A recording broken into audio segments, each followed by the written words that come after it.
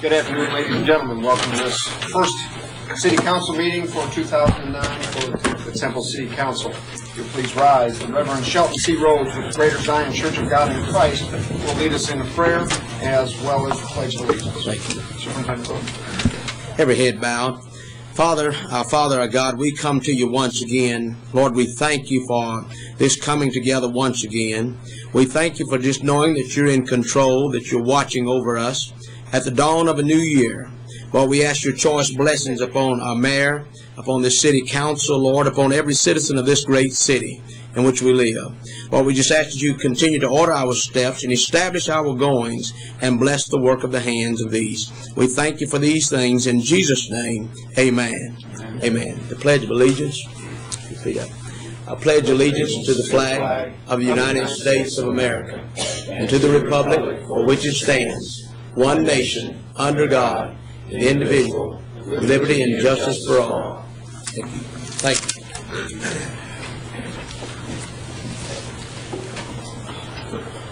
Thank you, Reverend Rhodes. Always a pleasure to have you with us. I appreciate that. Thank you. Next item on our agenda is the opportunity for public comment. Citizens who desire to address the council on any matter may sign up to do so prior to the council meeting. Public comments will be received during this portion of the meeting, and the comments are limited to 3 minutes. No discussion or final action will be taken by the council on any items brought up in this section. And at this point, we have no one signed up to speak this evening, so we'll move on into the next item.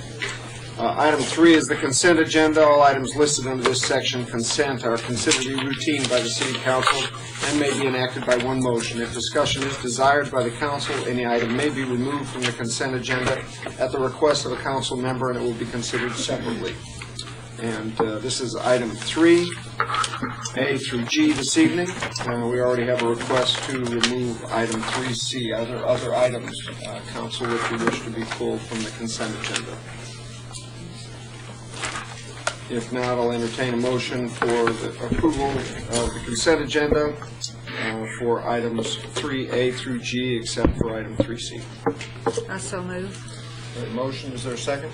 Second. We have a motion and a second for approval of the consent agenda, item 3A through G, less item 3C.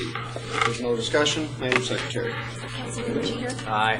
Councilmember Janczak? Aye. Mayor Pro Tem Loomis? Aye. Councilmember Schneider? Aye. Mayor Jones? Aye. Item 3C, consider adopting a resolution authorizing a construction contract with Excel Construction Services, LLC of Leander for the construction and installation of a new chemical bulk tank at the membrane water treatment plant in the amount of $593,900. And are we looking for a presentation on this item? What's the discussion, Council?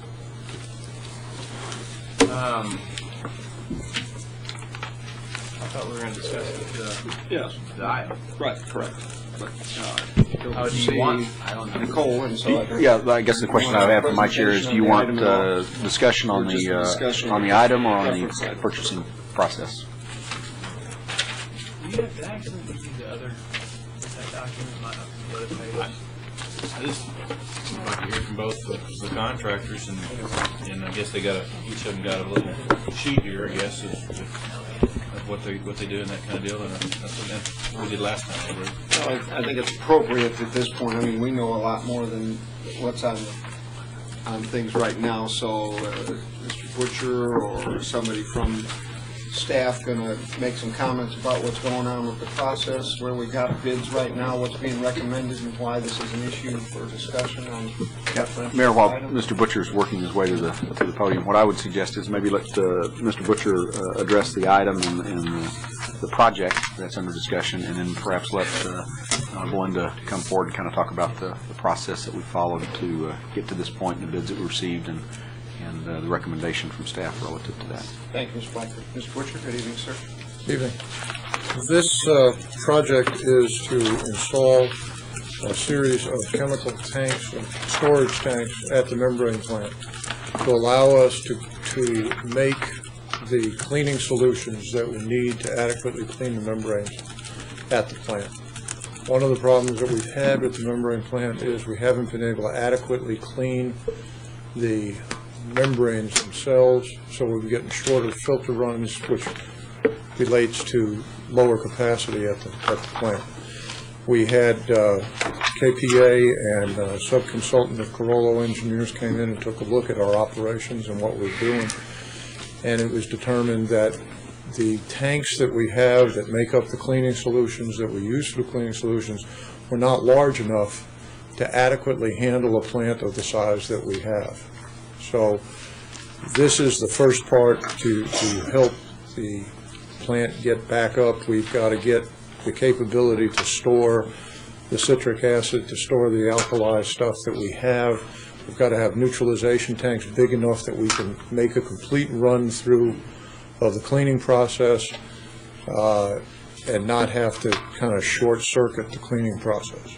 So that's what this process, that's what this program is for, is to get us the chemical tanks storage capability down there that we don't currently have.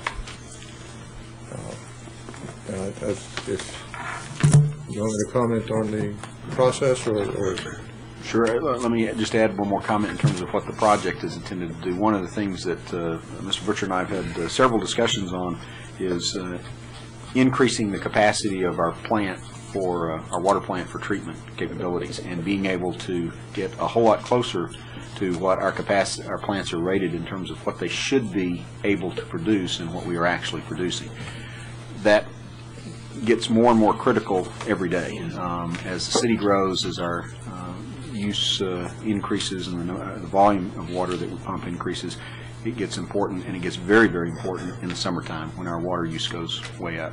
And so one of the things that is critical from my standpoint are projects such as this that will hopefully get our system maximizing the efficiencies that need to be there so that we can deliver the water that we need, especially during peak times.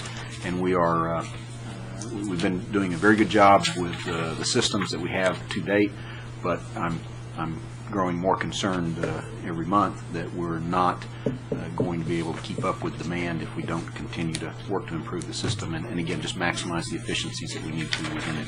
This is a project that will do that. So it is one of the projects that I'm watching pretty closely. Thank you, Mr. Butcher. Do you want to? Yeah, that's fine. The bid process and where the bids came in? we bid the process. We have 3 bidders. The process that we follow is we recommend to council, we as the Public Works Department, the Engineering Department, we recommend to council the lowest bidder that meets specifications. However, in this case, the low bidder met the specifications, but there was a local bidder that was also bid on the process. State law says that if there's a local bidder within 5% of the low bid, that council can choose to take a look at that low bidder and possibly award the project to the low bidder. So what we have done is we prepared the memo. We recommended the low bidder because that's what we've been doing. As long as we check out the low bidder, if we can't find anything with the low bidder, then we recommend the low bidder to council. We also, in this case, if there is a local bidder that bid the project, and that local bidder is within the 5% allowed by state law, in our memo we include that information for council as your prerogative to, if council wants to exercise the local option or local prerogative, that is council's decision, it's not staff's decision. So that's why the memo is prepared the way it is.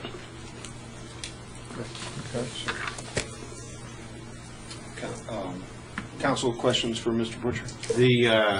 Your budget line item that you have to pay for this project, that's in the capital improvement plan, or what? Obviously, the engineer's estimate was a little bit lower, Right. And your bids are all pretty close. So therefore, however this turns out, we're going to be a little bit higher than the line item. But where's your where's your money coming from to pay for this project? This is a bond project. It's one of the CIP bond projects. There's enough funding in the bond this is a piece of several projects that need to be done down at the membrane plant. This is the first one. So I think finance can. So it is part of the big bond project. This is part of the bond project, and there is adequate funding.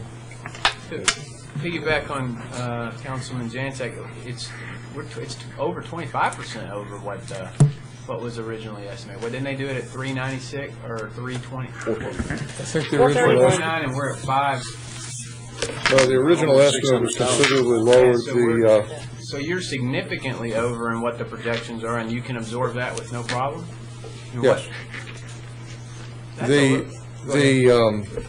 The engineer's estimate was low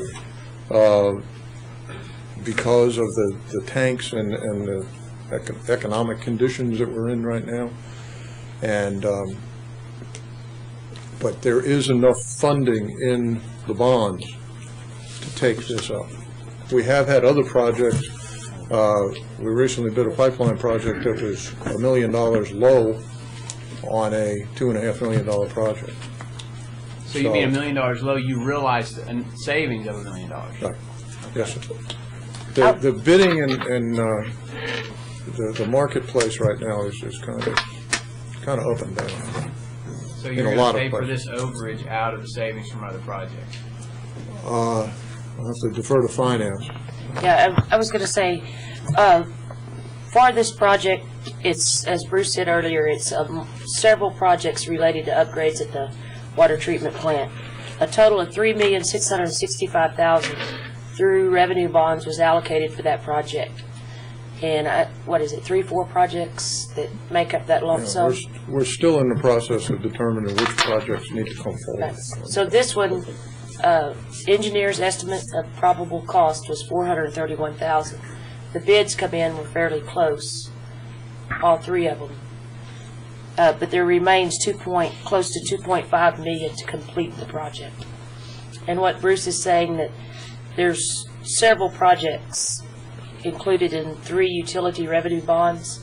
Some of them come in under, some of them come in over, and we can use savings to supplement the others when we estimate the cost. I think also the engineer, these costs were estimated probably a year ago. At least. When these bonds were issued. Tell me, how did change orders work? How to change? I guess my question is one of the things that, like when we did our last local preference and we had a good bit of change orders come in real quickly, how are the margins for the contractors on change orders?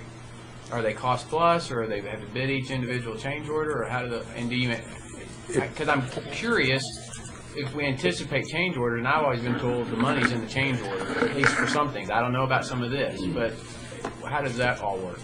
It depends on a lot, on how the project was structured. If it's a lump sum bid, then change order costs are negotiated for whatever the change order needs to happen.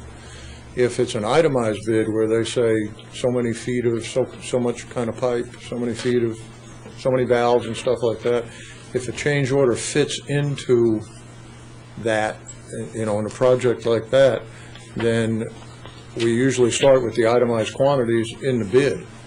And if the change order is to add X number of feet of a certain diameter pipe that's already in the bid, well, we look to the contractor to say, well, here's the price per foot for that pipe. That's where we need to start. So it depends on what we're trying to change order in, if it's already in the project, or if it's something that is an add to the project. I guess the ads. Do you anticipate any adds to this? I mean, would there be any opportunity for change orders on this other than unanticipated cost, but no ads or anything? Correct. We're not anticipating any ads, no, at this time. Okay. And we always, if we have what we look for is if there's a change order that can save us money. Sometimes after a project is bid, a contractor will come in and say, we could change this little thing somehow, and we could save money. Okay. Well, we kind of jump on that. What we don't like is when a contractor comes in and says, I need more money because of some other reason. So. Okay. Thank you. Tony, just kind of add to that. By law, I mean, there are restrictions on what we can do with change orders. You cannot, for example, when Bruce talked about unit price things, we can't increase the unit price. Now, if there's a discrepancy, the estimate was 1,300 linear feet of something, and it turns out when they get out there that it's you need additional linear feet of pipe, we can do a change order for that. Or if we discover that we need to change and add something to the project, like they didn't realize there were subsurface conditions or something, we can add a change order for that. But a bidder can't just use that as an opportunity to say, well, I just need more money, I need more money on a unit prices. That by law we're prohibited from doing that. Some other related to monetary restrictions on change orders, if it exceeds $25,000, the change order, it's brought back to council for approval, and all the change orders added up together cannot exceed 25% of the total contract. There's some other things added there. Thank you. Any other questions for Mr. Butcher or Mr. Rolfe? I apologize, Nicole, I just didn't see you there.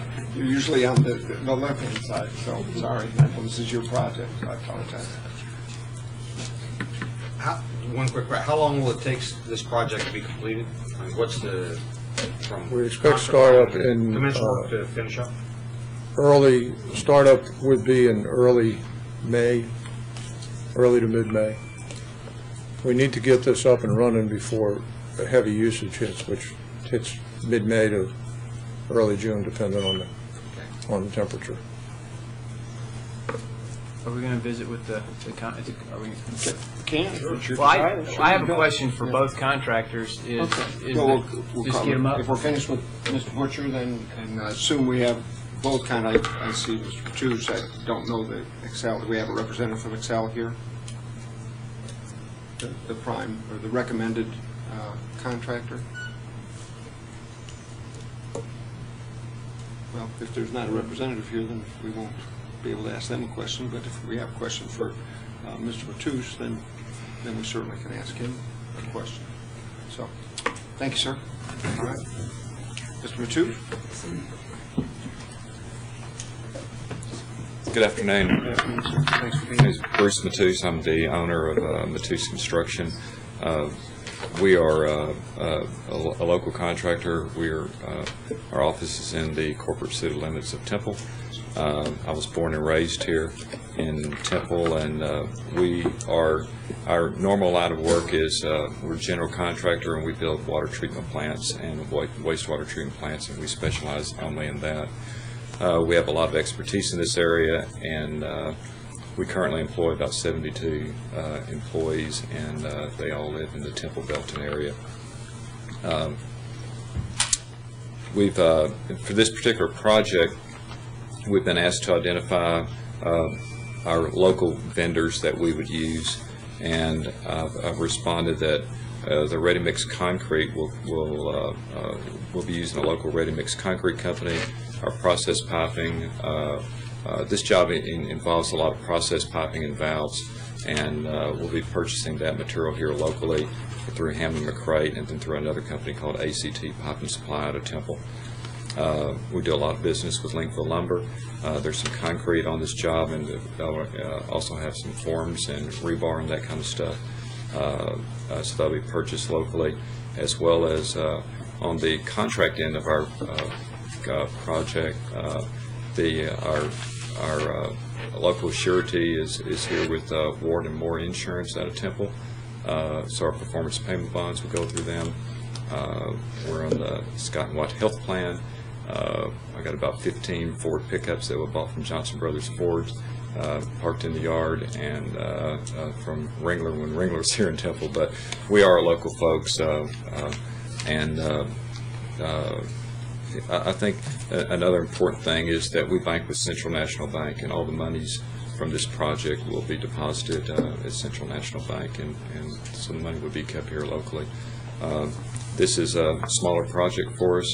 we normally do in about $20 million worth of work a year, and in and about Central Texas. And we've worked for the City of Temple on many occasions. We have a very good relationship with Bruce Butcher and his staff, and we also have a very good relationship with Casper Patrick and Associates. We built the Dosher Farm wastewater plant back in '93. We've worked on this membrane plant on a number of occasions. We've renovated the filters at the conventional plant here. Very often, when there is something that goes wrong at the Temple water plant, the PVC header may blow apart or something like that. Generally, the guys at the plant call us first, and we respond immediately, and we've got a good working relationship with your staff out there. So it's a good fit for us. It's a challenging project because you do have to, the contract stipulates it's going to be online before your peak use period, which is this, about June 1st or the end of May. And obtaining and procuring the critical items, which are these specified as Watson-Marlow peristaltic hose pumps, they're a long lead item, and anybody's going to have a hard time getting those. But we have maintained a great relationship with the supplier. We install a lot of them, and we feel that we're very capable of pulling this project together in the time frame stipulated. Do you have any problem having this list being introduced into the ordinance or the contract that these? No, sir. No, sir. This is how we bid the job, and when we partner up with somebody, use their prices, we honor those proposals, and we don't shop it out or anything like that. So I do not have a problem doing that. And if the city were to want to confirm that they were used, not doubting you, but no problem with that? No problem at all. Great. Very often we show our materials on hand list, and we have to present invoices to document that we have incorporated these items into our project. So that's a normal for us. Thank you. You've mentioned the peristaltic pumps are long lead time items. Given that they can arrive on time, is there any other issue that would preclude you from completing this project and to meet Mr. Butcher's timeline? I don't think so. It's going to be difficult for anybody, but we would be in a position where we could issue purchase orders immediately and negotiate these in. And we would also incorporate these delivery dates into our purchase agreement with these vendors. But it's very normal for us to operate in a rush.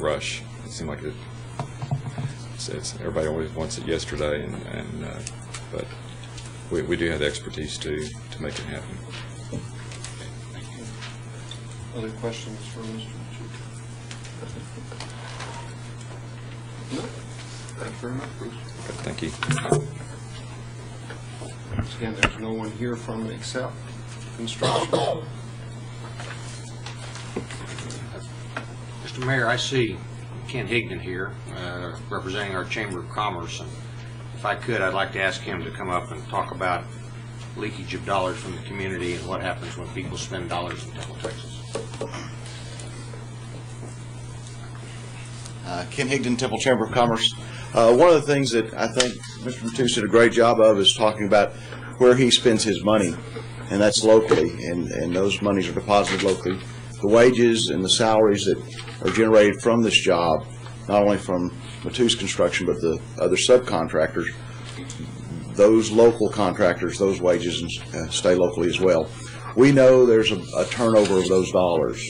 There's a multiplier effect that happens when you actually have dollars being invested back into the community. They create other wealth. They create other jobs. They maintain other jobs in some cases. So a very ultra-conservative number would be a two-time turnover. In other words, that money's going to come back into the economy, and it's going to be turned over two more times. And that's ultra-conservative. Large cities sometimes use as much as 8 times turnover. I've never been comfortable with that number. Here locally, we use that 3 to 5%, that 3 to 5 time turnover as a pretty good number. If you were looking at ultra conservative, I think a 2 to 3 would be more than fair across the board. Does that answer your question, sir? Thank you. Thank you. Any other questions on this item? We have a recommendation from staff for Excel Construction for a bid price of $593,900. Is there a motion, council, that you'd like to make on this item? So we would just make another one and vote that one down first? Nope, you could make, that's just recommendation from staff. You can make any motion you want. Well, Mayor, I guess I would make a motion that we enter into contract with Matthews Construction for the amount bid, and include in that contract this list of subcontractors that they're using, that be a part of that, and that they have agreed to do that. Okay. Second. We have a motion and a second, and that motion would be to enter into a contract with Matthews Construction under a local preference option as afforded by state law, as well as our own city procedures for $615,000. Is that the amount of their bid? Yes. There's a motion and a second on that item. If there's no further discussion. Madam Secretary? Clarifying that the thing is going in there as well. Okay, if you'd like that as part of your motion, that the That list is of... part of my motion, that this Okay. is included. That the list of suppliers provided by Matthews Construction are adhered to, and if audited, then they would be able to provide the documentation to prove that those suppliers were used. Yes. You might want to add to that, Tony, I mean, if you got some, for like a lumber company, if he's trying to get all this miscellaneous there, they don't have a specific item, shouldn't preclude him to go into somewhere else to get it if these, you see what I'm saying? I agree. I don't think this I think he's means that he gonna has use to those buy things. everything from that lumber company. He specifically indicated what components he would buy from that supplier. And moving forward, when we do, we'll eventually get this worked out. But yeah, I'm just wanting, where we're at right now is the commitment. He's made a commitment that these are who he's using. I want it introduced into the motion. He has flexibility based on that. But yes. Is that an amendment? No, it's within the spirit of what I did. Very good. I just want to make sure we haven't amended the motion. So, okay, so the motion is second. If there's no further discussion or clarification, Madam Secretary. Councilmember Jeter. Aye. Councilmember Janzak. Aye. Mayor Pro Tem Lehman. Aye. Councilmember Schneider. Aye. Mayor Jones. Aye. Congratulations, District 2. Thank you. I look forward to working with you again. Item 4 under the regular agenda, first reading and a public hearing. Consider adopting an ordinance authorizing the zoning change from light industrial to central area district on the west 25 feet of lot 11, the east 25 feet of the west 50 feet of lot 12 and 17, block 34, original town located at 11, 13, and 17 East Avenue B. Mr. Mayor. Thank you, sir. The applicant's request is for a zone change to accommodate one of the buildings on this block face that you see on the screen to be a beer and wine bar. I'll be presenting a conditional use permit for this bar at the in the next item, but this is for a zone change from light industrial to central area for the block face that you see on the screen. The P&Z recommended approval both for the CUP for the bar, which is the next case, and for this zone change at their previous meetings. We did see that the applicant, if they stayed light industrial, would have to provide off-street parking for the bar, and since the building takes up the entire lot that it sits on, that wouldn't be possible.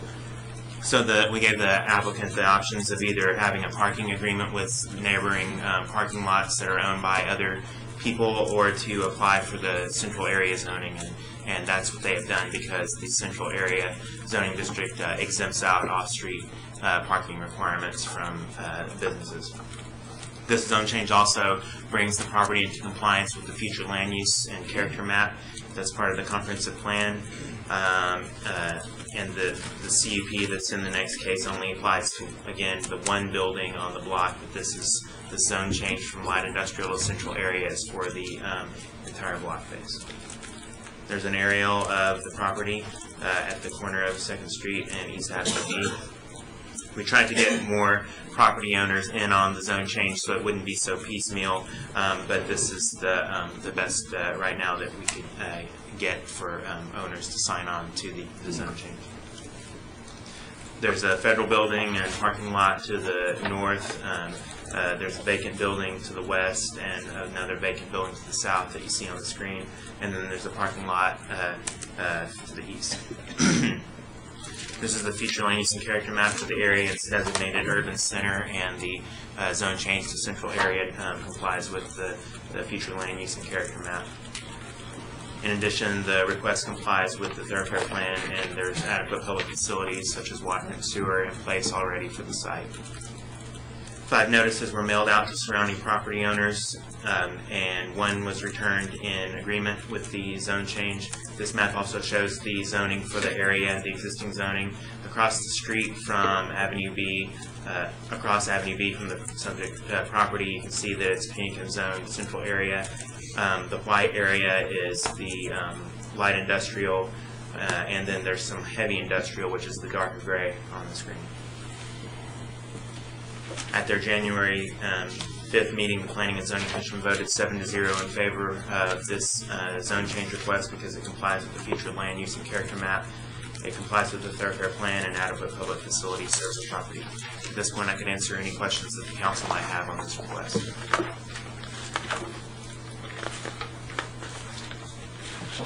Questions before going into the public hearing? No, thank you, Mr. Mabry. Visit with you again in a few months. I'll declare the public hearing open at this time. Anyone wishing to speak before the council on this item, please come forward and state your name and address prior to making your comment.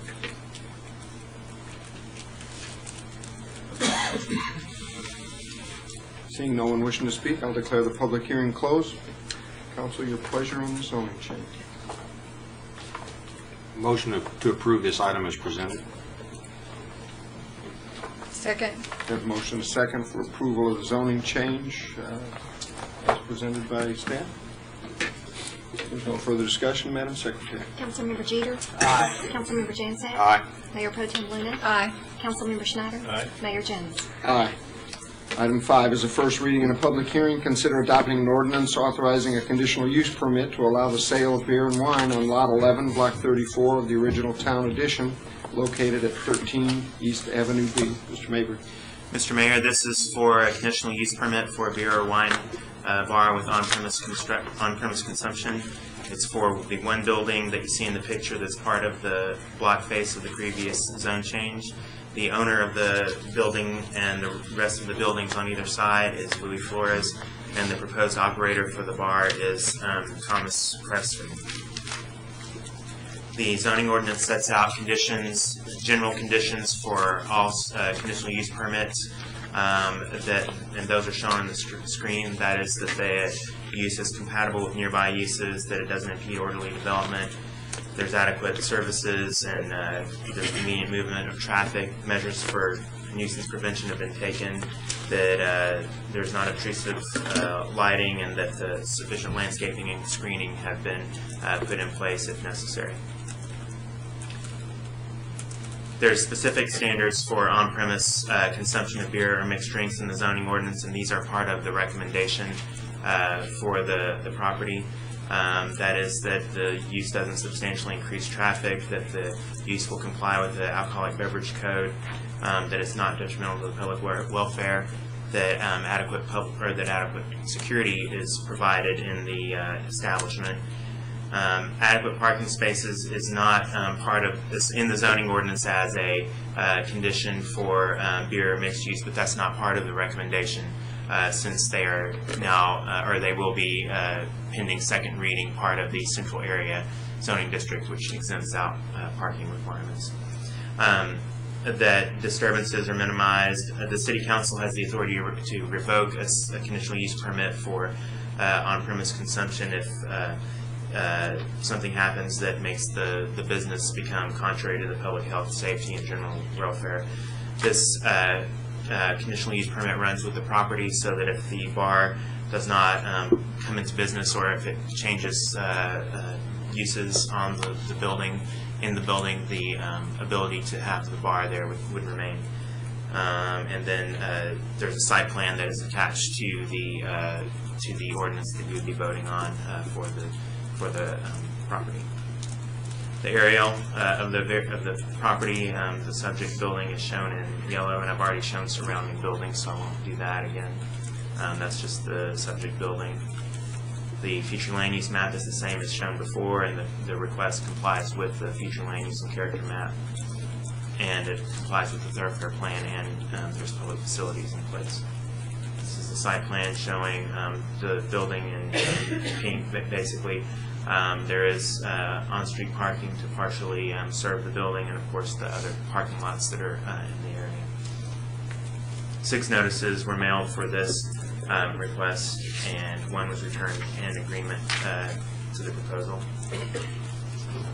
On January 5th, the P&Z voted 7-0 in favor of this conditional use permit, and the recommendation from both staff and P&Z is for approval of the CUP with the 10 conditions that are stated in your agenda packet, and that parking one should not be part of that. As far as I know, it's not part of your actual agenda, even though it was shown on the screen. And at this point, I can answer any questions that the council might have on this request. Thank you, sir. Council, question? You've obviously spoken with the applicant regarding the plans or the design of what the facility will look like? Spoken a little bit with them. We wouldn't get into the interior of how the aesthetics of the interior. I believe the exterior of the building would remain in terms of the older look and fitting in with the downtown character, but nothing as far as the interior of the barn or the proposed barn. Okay. Will they be serving food? I believe the applicant is here could answer that, but being a bar, they would not be held to a certain percentage of food sales that a restaurant that serves alcohol might be held to. Other questions? There being none, this item requires public hearing. I'll declare the public hearing open at this time. Anyone wishing to speak before the council on this item, please come forward, state your name and address for the record.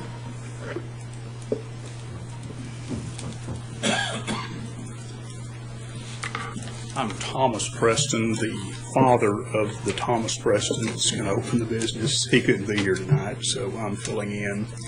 There won't be any food prepared on site. It'll be prepackaged, similar to what's in a Subway, and it's just beer and wine only, not mixed drinks.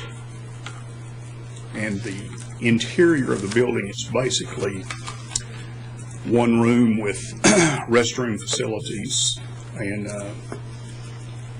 there's a restaurant next door named Dibs. Will fit into that, and then there's Mr. Flores has a building on the other side that he's also developing. I don't know what use he plans for that. It's the whole block is being renovated, and obviously you saw the way it looks now, which is real good. It's been finished out and in compliance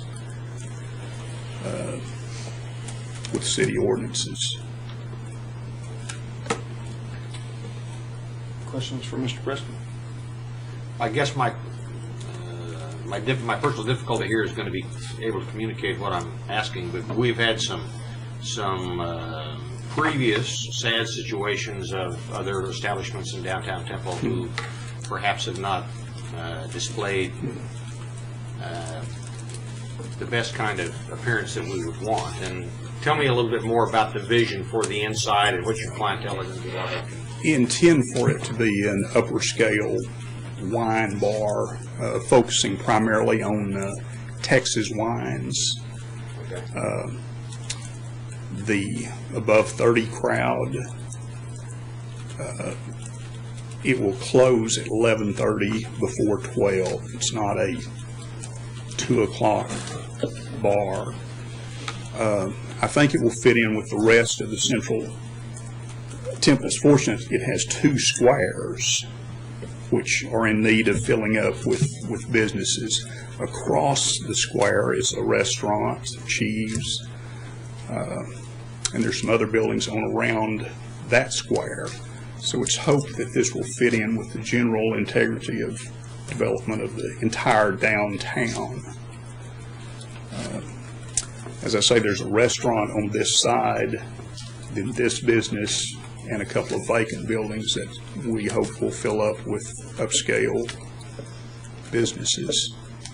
Okay, thank you. Question? No, thank you very much for being here. Thank you.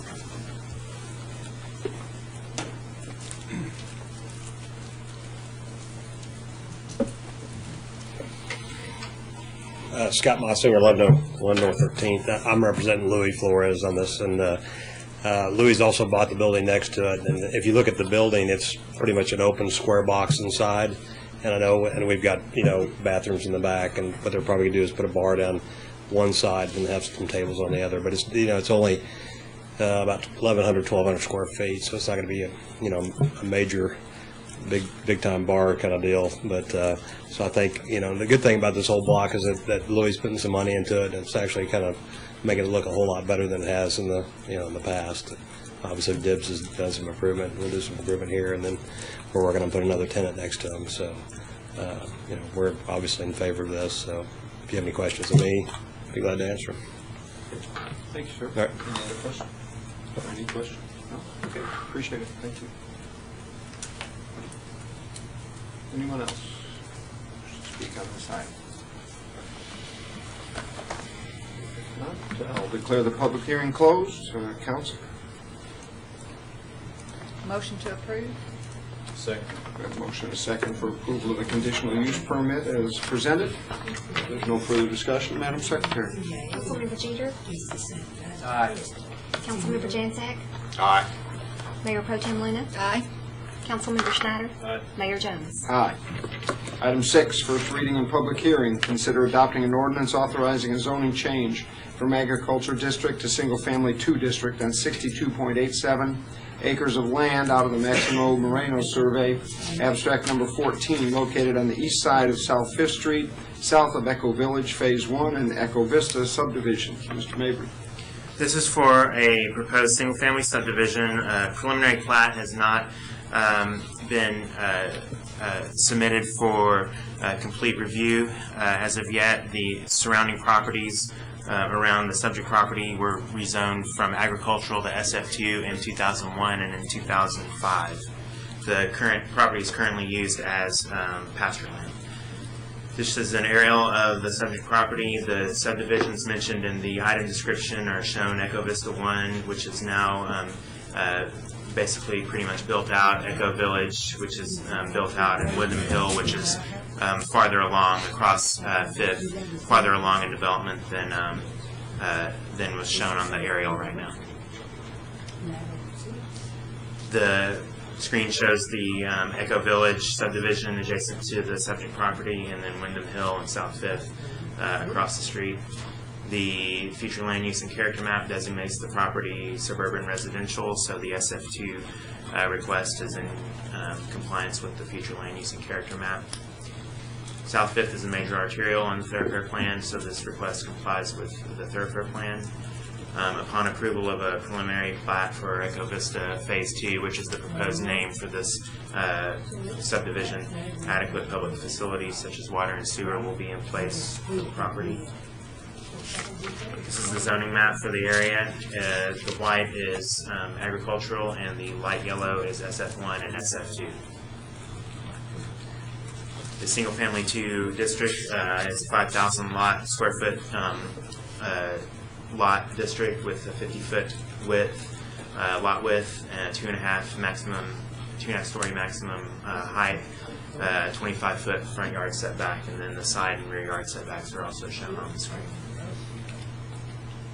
42 notices were mailed to surrounding property owners. 2 were sent in agreeing with the zone change, and 3 were returned disagreeing with the zone change. On January 5th meeting, the P&Z voted 7-0 in favor of the zone change request to change from agricultural to SF2 due to the fact that the request complies with the future land use and character map with the thoroughfare plan, and that adequate public facilities are scheduled to serve the property. At this point, I can answer any questions that the council might have on this. Did those that disagree indicate any reason why? Generally, it would have been just they appreciate the open view that they have right now. As you can see, it was these folks, and that the zoning is the same in their subdivision as what's proposed here. So it's just kind of a case of wanting things to stand. Thank you. Council, any other questions? There being no questions, this item requires a public hearing. I'll declare the public hearing open at this time. Please come forward and state your name and address for the record if you wish to make that happen. Garrett Nordyke, I'm here on behalf of the developer here tonight to ask you for support and to address any questions that you might have. Can you bring that last drawing that was up that showed who was in disagreement? The two Ds that are in Echo 1, I've met with the Parks Department, we've discussed it, and there's going to be a linear park that's right against these people, so they will have some open space behind their houses, about 200 feet in width, somewhere between 150 and 200 feet, so that's going to be preserved to some extent. I'd like to address any other questions. Council, questions for Mr. Nordyke? That park will be just that length of that, the road where the two disagree? It's a linear park that goes along the south side of what's identified as Echo 1, or I'm sorry, Echo 2, and then to the north on the east side of Echo 2, completely surrounding it. This linear park will connect the subdivisions to 5th Street where they can access the future water park. Thank you. Something we discussed on the subdivision down the road from there is to match or be in concert with Wyndham as far as the fence along 5th Street Road. I know that there has been some issues further down as far as what that fence looks like. It's a little bit different here, there, and a little bit different, and that probably needs to work in concert with what we've discussed. At a future decision, I'm sure, if this is zoning. But come into play. Come into play.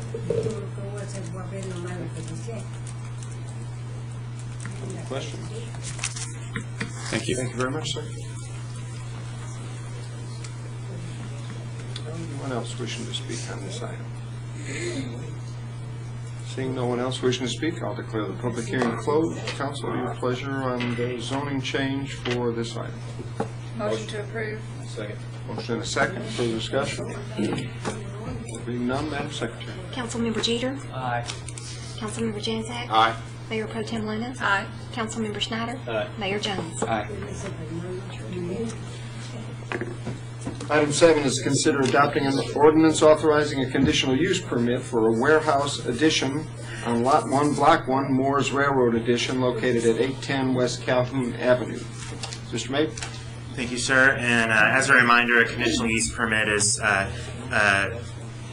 something that the council can approve when a use could pose a potential nuisance to surrounding properties, and the council has the authority and the latitude to require additional standards than what would normally be required on another type of development that is just a by right development.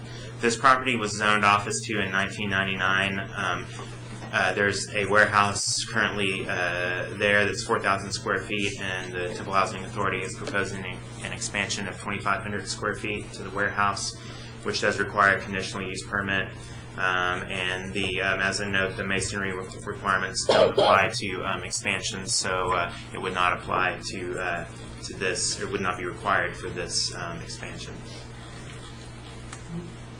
This is a listing of the standard conditional use permit conditions that I just went over in the previous case.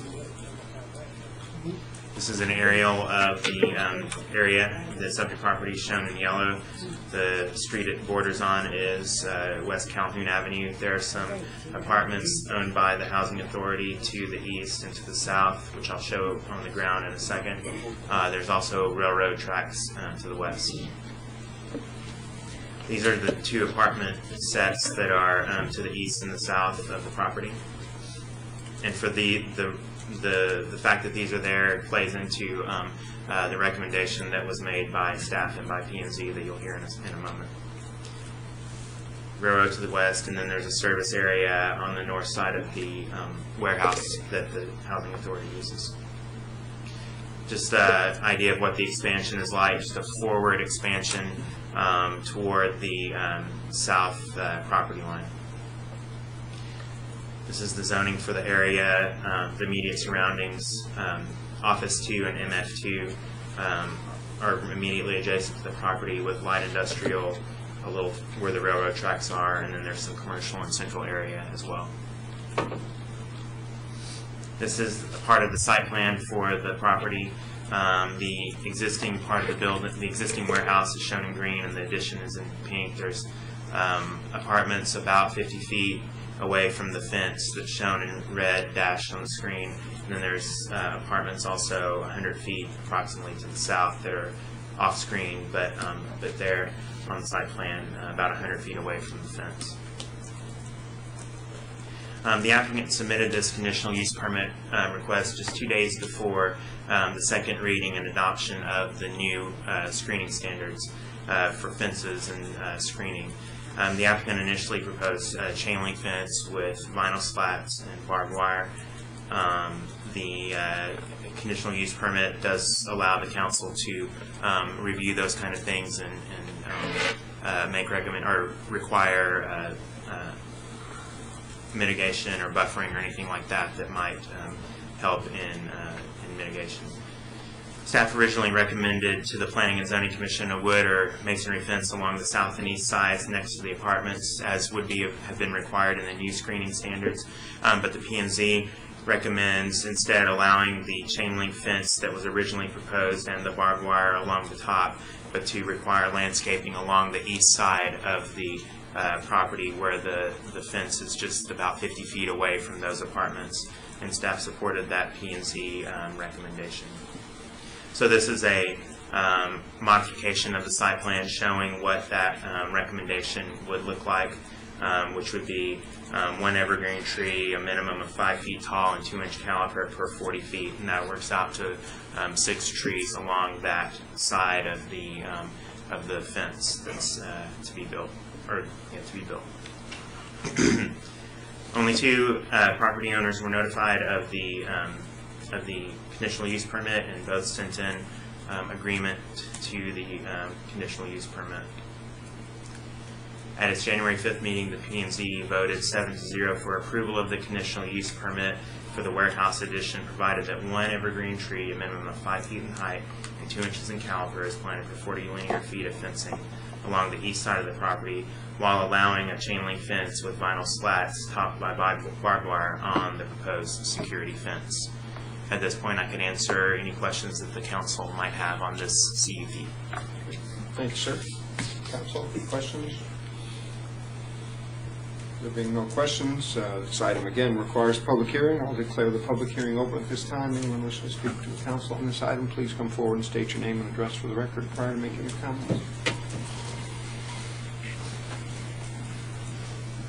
Hi, Barbara Bozon, Executive Director of the Temple Housing Authority, and I'm asking your support for our proposed conditional use permit. As you saw, that warehouse backs up to the railroad, and then to the north it has Woodson Field there as well. So we think this is a good use of the property, and it will work out well and still be attractive for our residents. So those are your apartments across the street? Yes.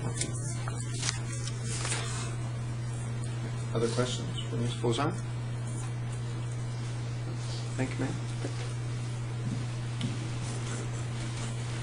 Anyone else wish to make a comment? Seeing no one else wishing to speak, I'll declare the public hearing closed. Council, your pleasure on item 7 for the conditional use permit. Motion to approve. Second. Motion second for approval of the conditional use permit at 810 West Calhoun. There's no further discussion, Madam Secretary. Councilmember Jeter? Aye. Councilmember Jansak? Aye. Mayor Pro Tem Luna? Aye. Councilmember Schneider? Aye. Mayor Jones? Aye. Item 8, first reading and a public hearing. Consider adopting an ordinance authorizing the zoning change from agricultural district to single-family 2 district on 95.6 acres of land, being part of the John J. Simmons survey, abstract number 737, and described as Windmill Farms phases 2 and 3. Mr. Mabry. This is for a single-family subdivision that's already in the process of development. Ideally, the zoning would have come first, but as we were reviewing building permits for new houses in the subdivision, we realized that the zoning was still agricultural, and so to bring the zoning for the property into matching the new phases of this subdivision, we're bringing this forward as a city-initiated zone change with absolutely no objections from the landowner. The platted lots in the two new phases of Windmill Farms comply with the SF2 zoning district. The phases 2 and 3 were approved in February and May of 2008. This is an aerial of the property just showing the connection to the existing Windmill Farms Phase 1 to the south. This is just a shot of some typical homes in Windmill Farms Phase 1, which has the SF2 zoning as well. Future land use and character map designates the property suburban residential, so the request complies with the future land use and character map.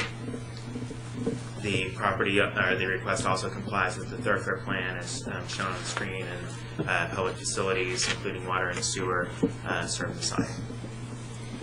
The zoning of the property, there's a mini warehouse that's a planned development here where it says NS PD 85.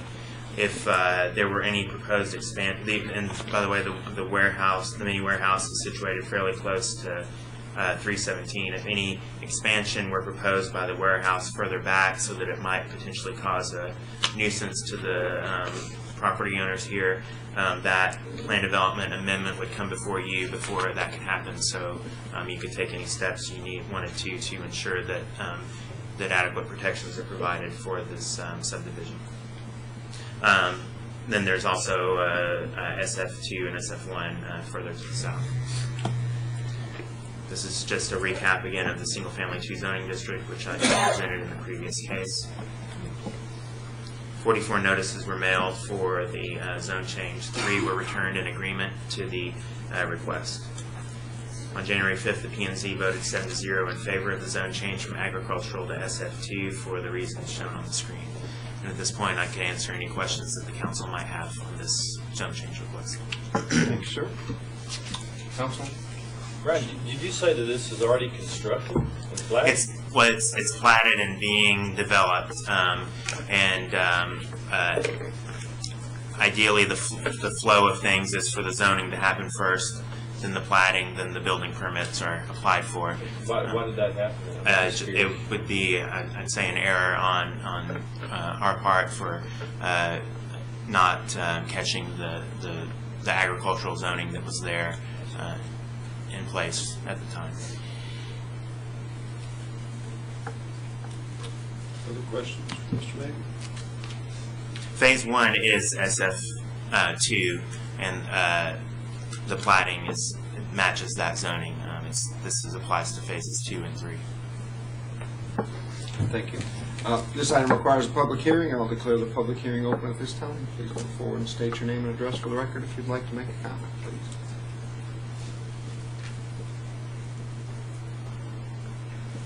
Seeing no one wishing to speak, I'll declare the public hearing closed. Council, your pleasure on the zoning change for item 8. Motion to approve. Second. Motion is second for approval of the Windmill Farms Phase 2 and 3 zoning change. No further discussion, Madam Secretary. Councilmember Jeter? Aye. Councilmember Janczak? Aye. Mayor Pro Tem Luna? Aye. Councilmember Schneider? Aye. Mayor Jones? Aye. Item 9, first reading and a public hearing. Consider adopting an ordinance authorizing the zoning change from 2-family district and light industrial district to commercial district on lots 2 and 3, Block 13 addition located at 707 South 6th Street and 704 South Martin Luther King Jr. Drive. Mr. Maywood. This is for classroom additions to the Fellowship Hall for Our Lady of Guadalupe Church that you see the Fellowship Hall on the screen. The property currently sits on, the property that the Fellowship Hall is on sits on 3 different zoning districts. This zone change would remove the 2F and LI zoning district designations for the property and give the entire block that the church owns the C commercial zoning designation. Here's an aerial of the property. The commercial zoning is in the upper left corner of the block, and then the two the two lots that we're currently considering changing the zoning for are shown as light industrial, and the two family there on the screen. The surroundings of the subject property, the sanctuary is to the west, and then there's a single family dwelling across Avenue H, and then this corner of the block here has a house on it, and it's not being affected by this, directly affected by this change. Is commercial the proper zoning for a church? If it was A church could building? go in any zoning district in Temple. The area for expansion is shown here. The street is Avenue H, and the expansion would be in this area that you see on the screen. The reason that the 2F, though, although a church is allowed in the 2F, two-family zoning district, the setbacks that are required for 2F along a street, the front setback would make the buildable area only this small piece that you see on the left. Having the commercial zoning district, which requires a setback of just 30 feet from the center line of the street, allows a larger buildable area, and so adding classrooms is now feasible. The more restrictive general retail zoning district wouldn't have provided the extent of the buildable area that the commercial provides, and so that is why the applicant requested and the staff supports the commercial rather than the more restrictive GR, general retail zone. Thank you. This is the future land use and character map for the property. It's designated auto urban mixed use, and this zoning request complies with this map. The block is surrounded by 4 different streets, which are major arterial, minor arterial, and 2 local streets. And this request complies with the thoroughfare plan, and adequate public facilities also serve the site. Here's a zoning map for the property.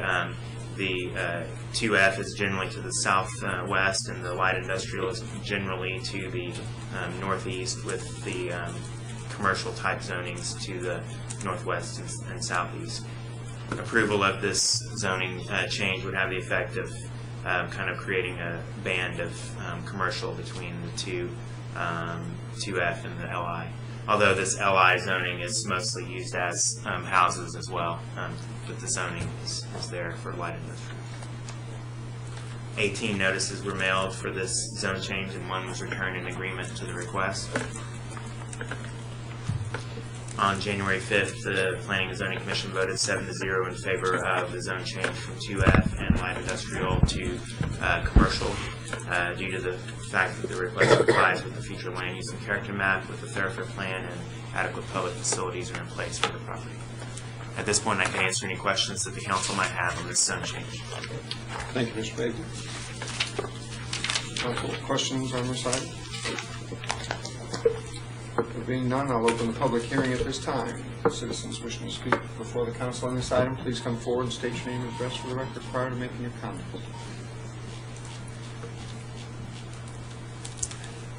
Good evening. My name is Paul Ramirez. I'm a parishioner at Our Lady of Guadalupe Church, and Father Tom, our pastor, could not make it this evening. We got 2 pastors, but Father Ramiro was at a retreat, so Father Tom's got to do the 6 o'clock mass. So I got volunteered into this on it.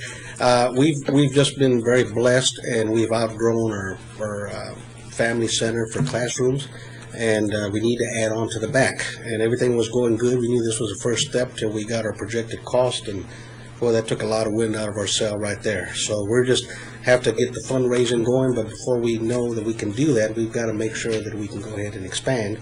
We'll be going out toward Avenue H. We'd like to add 2 more classrooms on it, and that would certainly help us, and that's why we're here asking for y'all's permission. And I'd be glad to answer any questions if you have some. Thank you, sir. Sounds like a good problem to have. Well, thank you. Anyone else wishing to speak to the council on this side? Seeing no one else wishing to speak, I'll declare the public hearing closed. Council. Motion to approve? Second. Motion second for approval of item 9.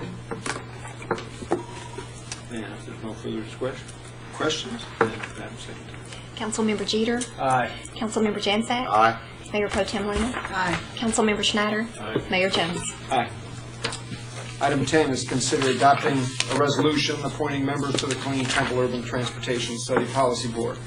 I currently serve as chair of that board, and Mr. Schneider currently has been designated the other voting member of the policy board due to schedule conflicts. Mr. Schneider is asked to step down from the regular member of that policy board and would be an alternate in the case of one of the two of us not being, one of the two appointed members not being able to attend. And spoken with Mr. Jansack, and Mr. Jansack would be willing to serve as the appointed member of the policy board if that's the council's pleasure. So at this time, I'll ask for the council's motion for approval of Mr. Jansack. Motion to appoint Marty Jansack to the Killeen Temple Urban Transportation Study Policy Board. And we have a motion. Is there a second? Second. Motion is second for appointment of Mr. Jansack as the designated second appointee to the KTUTS board, and also to appoint Mr. Schneider as an alternate to that board. That motion and second is satisfactory. Thank you. If there's no further discussion, Madam Secretary. Councilmember Jeter. Aye. Councilmember Jansack. Aye. Mayor Pro Tem Luna. Aye. Councilmember Schneider. Aye. Mayor Jones. Aye. Ladies and gentlemen, the City Council for the City of Temple has 2009 underway. We are adjourned. Thank you for your attendance this evening.